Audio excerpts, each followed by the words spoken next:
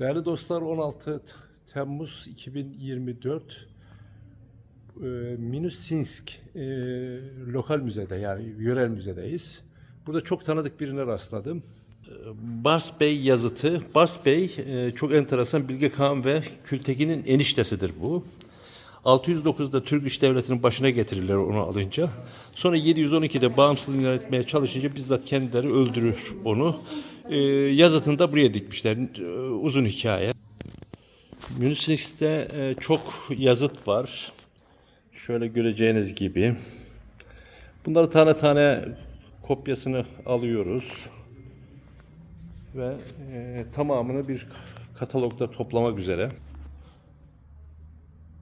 Asıl burada çok yazıt var bu bölümde. Bildiğiniz Köktürk yazısıyla yazılmış.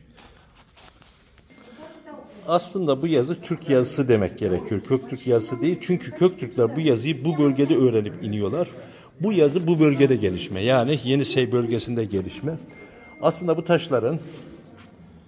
taşların karbon testine tabi tutulması lazım ki gerçek yaşı ortaya çıksın. Ben bu yazıtların çok daha eskiye dayandığını düşünenlerdenim. Tam saymadım ama 20'ye yakın yazıt bu şekilde bugün kayıt altına almış oldu. Sadece Minussinsk yazıtları olarak. Bildiğiniz Türk yazısı.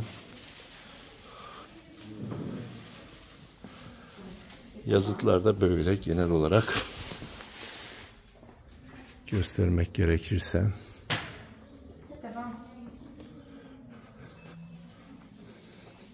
Evet. Yazı da bu.